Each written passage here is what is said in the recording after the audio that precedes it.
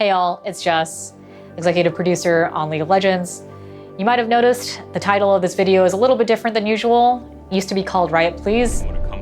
We've tried this format out for about 4 years, and obviously since then we've launched a ton of games. And so what we want to do is still use this format or this venue to be able to talk to you about what's coming up, but also be able to give more dedicated time to each of the games so we can actually give everyone breathing room.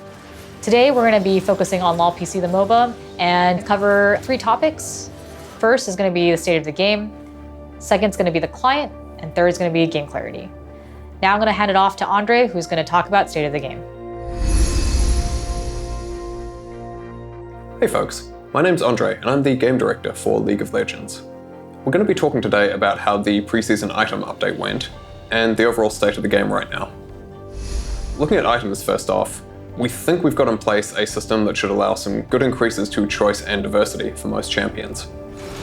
At the moment though, individual item balance is often overshadowing what could be interesting choices. Items like Sunfire or Gore Drinker have just been universally good choices for the damage or healing they bring. And so one of our first priorities has been chipping items like that down so they're not just dominating in terms of raw stats. On the other side of things, we've then also got some items that just haven't been delivering. So we've been doing work on things like Chemtech Putrefier, which we've been broadening the feasible users there. In addition to that stuff, we're also looking at adding some new non-mythic items to fill in some gaps.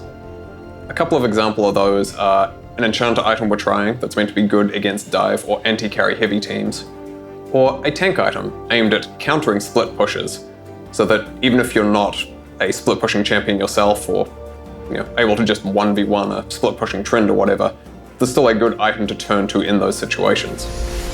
Let's look at mythic items in a bit more detail. One of the things we particularly want to avoid is when champions are hard bound to a particular mythic. We're defining hard binding as when a champion buys that item in 75% or more of their games. Sunfire is a good example of that, with a lot of tanks buying Sunfire in 80% plus of their games. Post nerfs, that's down to about 45%, which we think is a lot healthier.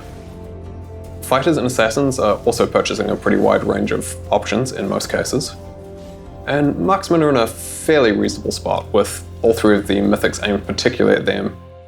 On the other end of things, enchanters and mages by contrast we think need some more work on their mythic items, both in terms of the satisfaction from purchasing them and some of the actual choice architecture as well.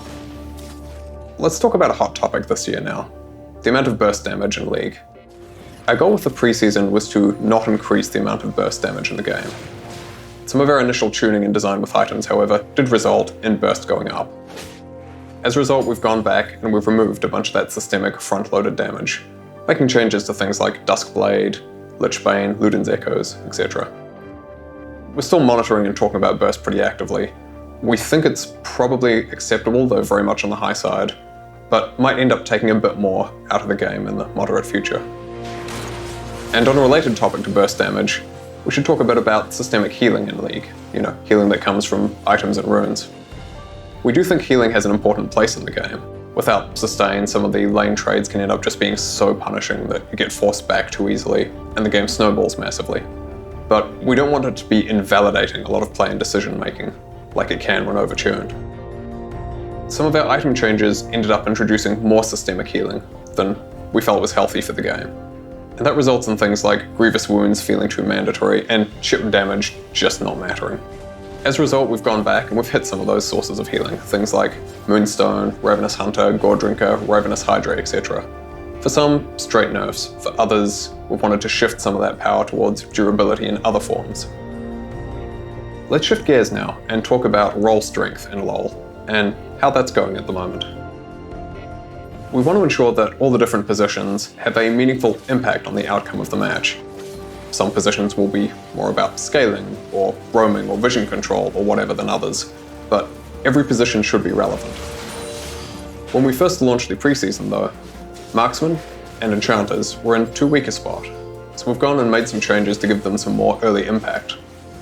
Junglers, on the other hand, were in too impactful a spot, overly deciding games by themselves, and so we've gone and removed some gold and XP. Finally, let's talk about snowballing rates in League.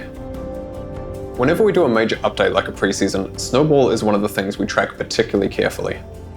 From what we've seen, looking at the metrics we track, snowball rates before and after preseason are very similar. So we think we're doing okay there. Having said that, this is also one of the things we'd like to focus on more in the future, get to an even better spot if possible. And so comeback mechanics especially are one of our potential focuses for this year's coming preseason. We particularly want to address cases where you're behind and it just sort of feels a bit hopeless. It's unclear what you should do to get back in the game. Or it's clear, but it's basically just wait for the other team to screw up. So we're exploring ways to give a losing team plays they can try and make when things aren't going their way. Thank you for watching, folks. Here's Jess again. All right, let's get into the client. The client's obviously been a pretty long-standing pain point. So in the beginning of 2020, the first focus area that was clear to us was actually how much memory it was taking to kind of load each one of these screens.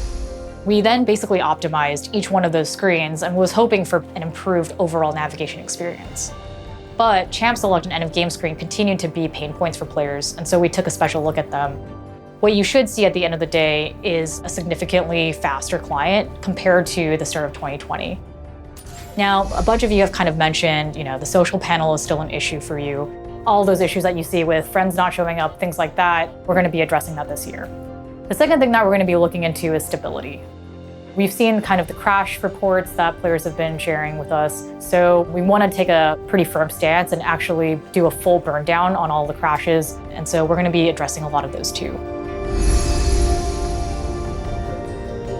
Next, I want to touch on game clarity. Game clarity is one of those things that all the teams kind of work on in a more evergreen way for any of the content that they make.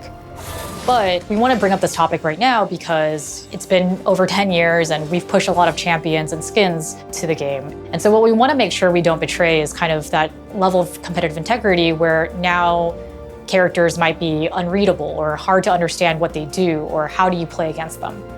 The first input into that framework is the silhouette. It's the foundation for all of our champions, and we want to make sure that each and every champion has a distinct silhouette. So for example, take Senna. Senna is one of those champions that her silhouette is kind of defined by her ginormous gun. And so you can kind of understand that that gun is her source of power. And what we can do is kind of stretch all the other elements that kind of surround her abilities, because at the end of the day, the enemy knows that it's all going to be coming from this gun. I'll also give a counterexample. Lee Sin is a pretty tough character to actually make skins for, not because he's a complex character by any means, but actually because he has very few distinguishing factors about him. But his animations are what makes him really Lee Sin. And so when we were creating Dragonmancer Lee Sin, it was actually pretty tough. What ended up happening is, when the skin reached PvE, people were starting to notice that they couldn't really recognize that this was Lee Sin. And that was a little bit hard for them to kind of play against. As we saw that feedback come in, we made adjustments and Dragonmancer Lee Sin is better for it now, but that's the kind of problem that I'm kind of alluding to when we're describing the importance of working around a silhouette of a champion, but also being cognizant of each of the pieces and how they contribute to the readability of a champion. Next on the list is a new thematic called Space Groove. Space Groove is this kind of wacky, retro-futuristic thematic that we've been really excited to see come to life. It also includes a new champion that will be joining that skin line. And this is the infamous Top Blade Skirmisher that you may have heard of at season start as well. Lastly, we're going to have One For All actually join in with the event. And so for all the One For All lovers who have been asking for this, it's your time to shine. The game mode will be up, and that's it for me. Thanks for watching. Hopefully this kind of provides more context on what we're working on and what we're looking to improve. Feel free to give any feedback for all of it, and see you on the Rift.